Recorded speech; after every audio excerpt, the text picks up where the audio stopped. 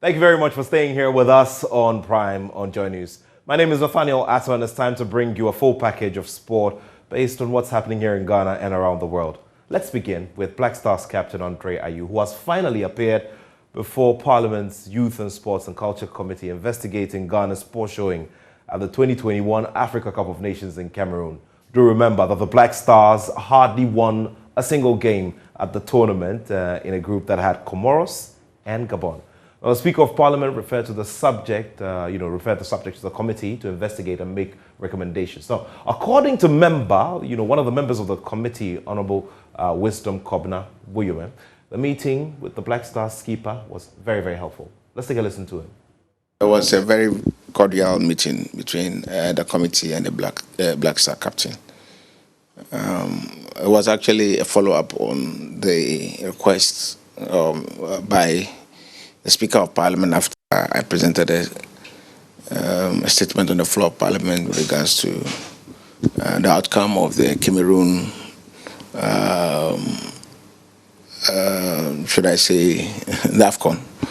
So that we have been at it for a while now. So we met with every stakeholder.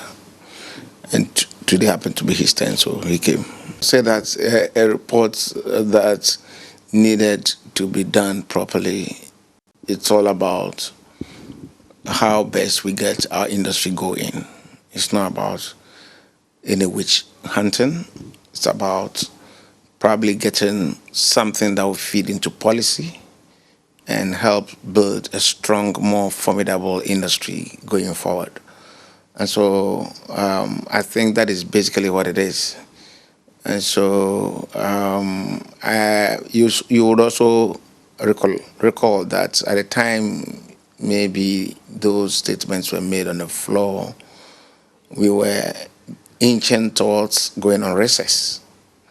And so not long after that, the House went on recess. So we've just returned. Okay, so and we are continuing what we've been doing. I mean, I think that is what it is. There hasn't been any change in that. There hasn't been any change. Honorable, finally, who are you meeting next, and how soon do you think you can present a report to the House? I don't think we will have to meet anyone except after the committee goes through the report, the draft copy and everything, and we think there's a need for those we invited to probably come back and clarify anything. Probably that might happen, but I'm not too sure. So it's for the entire committee to decide. And so that is what it is. So some draft copy, I believe, might be ready pretty soon. We will all begin to have copies and go through them. And if any particular member thinks that there's some need for some further, and better understanding or clarity brought on whatever was said earlier, and then we have no choice but to probably re-invite whoever. I mean, that might that the committee might think it's necessary to re-invite. Well, Honorable Kobna Mensa Wuyume, just putting everything in perspective, you do remember that, ahead of the Africa Cup of Nations, or obviously after the Africa Cup of Nations, there was a lot of talk about what really the Parliamentary Select Committee's, investigations would lead up to. Well, what they say is that they're going to make recommendations, especially in a year when Ghana is making a return to the FIFA World Cup. Do remember that, during the last edition or last appearance that the Black Stars made back in Brazil in 2014, there was a whole scandal, especially around the payment of bonuses and all. So this becomes very, very useful. And of course, here at Joy Sports, we are going to be doing a lot of monitoring of the work of the Selects Committee, and we'll be bringing you all of the updates. And of course, the findings and recommendations that they make to government regarding the way forward for the Black Stars and, putting together appearances at major international tournaments such as these. Well, one player who was involved, back then at the last edition of the Africa Cup of Nations was goalkeeper Jojo Wollacott. Now, goalkeeper Wollacott interestingly made his debut appearance for the Black Stars on the stage of the Africa Cup of Nations with that performance. in as much as Ghana did not win a single game at the tournament, well, he used the opportunity to push himself and put up some very good performances and saves. Now, Jojo Wollacott has completed a move to League One side, Charlton Athletic from Swindon Town, which is in the second or the third tier of English football. So this gives him one shade above from Swindon Town's, second tier or third tier of English football. And this also goes to lend a lot of credence to what the Black Stars or playing for your national team does for you. I mean, you take a look at some of the tabloids and all of that, and you realize that they talk about the Ghana goalkeeper and not the former Swindon Town goalkeeper. So obviously his performances for the national team have been crucial in landing him this big deal, and we're looking forward to seeing him go further into the English Premier League after this season. Remember that he also pulled off some 11 clean sheets in 37 appearances in the last season for Swindon Town, and this is a quote assigned to him. This is also on our social media handles, and it says, and I quote, "I'm delighted. It's the sort of club that you'd always want to be at, and you'd have the ambition to play for such a high-profile club." Obviously, walking around the stadium, you'd feel the magnitude of the club. I'm really happy to be here.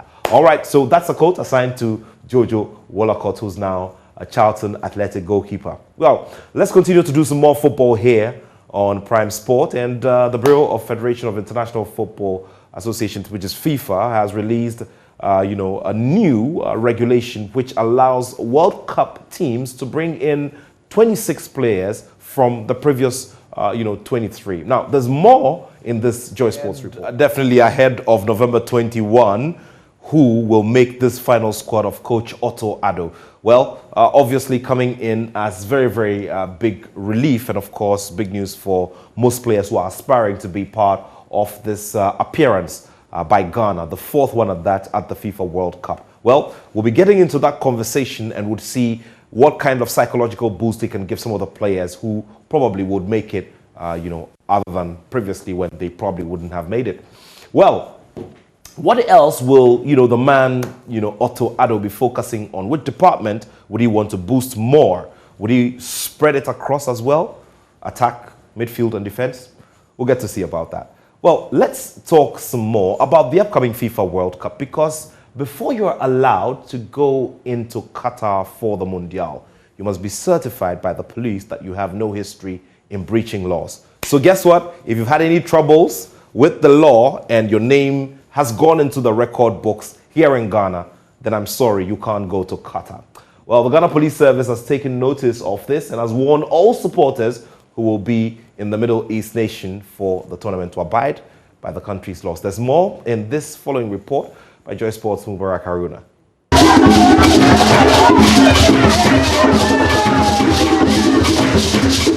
This is something synonymous with football supporters, and Ghanaian fans are not an exception. They would not hesitate to perform like this in front of the Black Stars in Qatar. But not all acts will be accepted in Qatar at a global showpiece in the name of football fans. The Arab country, who would become the first from the Middle East to host the biggest football event in the world, have their rules. Qatar has a lot of restrictions. So as we go there, we go and then comport ourselves and abide by their rules, so that we don't have anybody going in and then going to stay for 7 more years before coming back to Ghana. With over 80,000 supporters expected to be in Qatar for the football tournament, the Ghana Police Service has put in security arrangements to ensure their safety. There will be police officers attached to wherever the supporters and the players will be. They are going to work together with the Qatarian police officers, and they will ensure that everybody who goes to Qatar is safe and will come back safely. So let me assure you that don't be afraid. Qatar is a peaceful country. The crime rate in Qatar is very low. There shouldn't be any fear for all supporters who want to go. Kempon Travel and Tours Company is the official travel agency for the event after their appointment by the Sports Ministry. and they have announced packages for different categories of people. There are 8 packages. The nitty-gritty in terms of how you're going to do the payment and things will be handled by Mr. Emmanuel Nikwe, so I'll leave that one out. The 8 packages have been categorized into 4 segments: platinum, gold, silver, and bronze. Let me start with the gold. The gold one, platinum, that's the highest. The breakdown is this: flight ticket, business class. This is platinum category A. Accommodation, single occupancy in a 4 or 5-star hotel. It includes feeding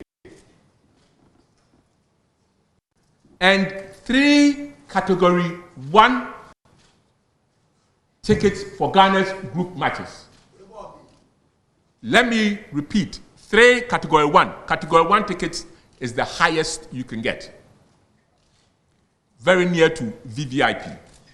Ghana has been drawn into Group H with Portugal, Uruguay, and South Korea. An immense cheers and dance might somewhat be a morale booster if the Black Stars are to scale this hurdle.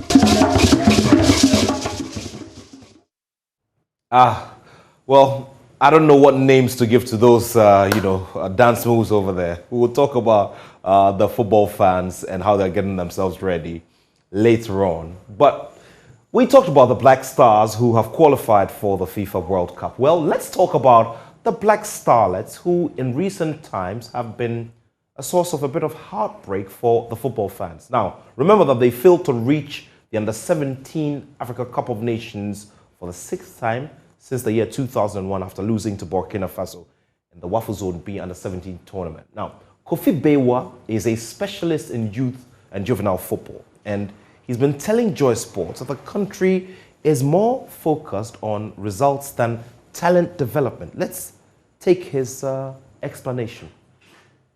I believe that, this is very, very easy. The government has a policy that states that, senior high school is free for all kids.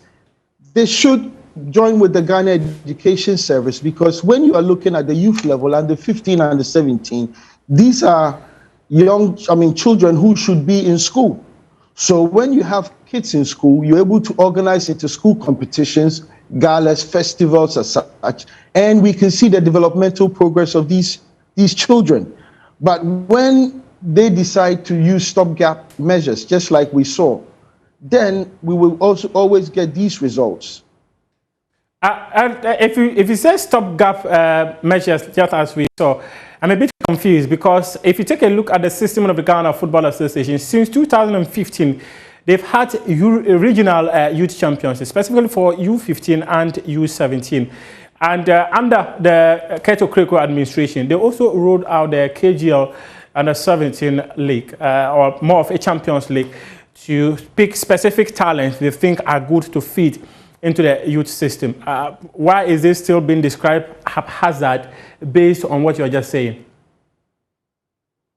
The reason I would say that is that when the people who are going on these trials or going on these regional training tours lack the technical expertise, obviously you would get these sort of results. Let me give you an example.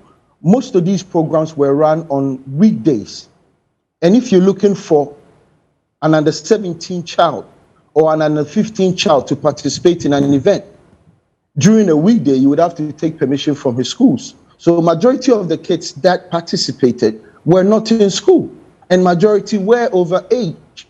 And that is the problem that we are having, because we have no expertise in terms of selecting these players. I will give you an example. If you look at the management committees of the Ghana FA and the technical committees, you would realize that the most prominent academies in Ghana have no representation. We know about Right to Dream. Yeah. We know about WAFA. Yeah. They have no representation on these committees, and these are the academies who have the proven track record. So I would say that our best bet is to, strengthen the inter-school system and get the kids who are not into school using football, and not look at results, but look at the developmental aspect of it. Because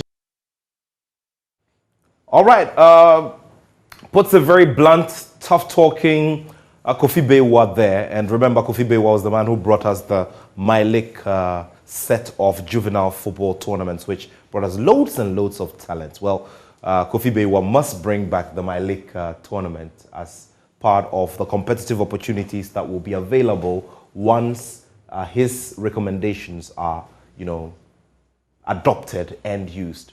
You're still here. We're getting into the final phase of the sports package for this evening on Prime. And of course, they are nicknamed the Terminators. That will remind you of a movie, but well, this is a different set of Terminators. Well, the national kickboxing team of Ghana has intensified preparations for the WACO Zone 2 Championship, which comes off in neighboring Cote d'Ivoire on July 6th. Now, Raja Owusu is the president of the Ghana Kickboxing Federation. Looks very, very fit. I've decided to do the mandatory, distance. I don't want no trouble. Huh? Well, good to see you. Good to see you. Thank you very much for having me. Look, tell me about, the structure, organizational structure, especially as you're getting ready for such a crucial tournament. Ghana has been looking forward to making inroads in these contact sports, Yes. around the world, especially when it comes to the major, multi-sport events and all of that. Now, how well are we placed, especially for this upcoming tournament? So yes, the tournament is occurring on the 6th to the 10th of next month, and they are they are preparing very hard. Excuse me. Sure. They're preparing very hard for it. They're practicing practically day and night, working very, very hard towards it.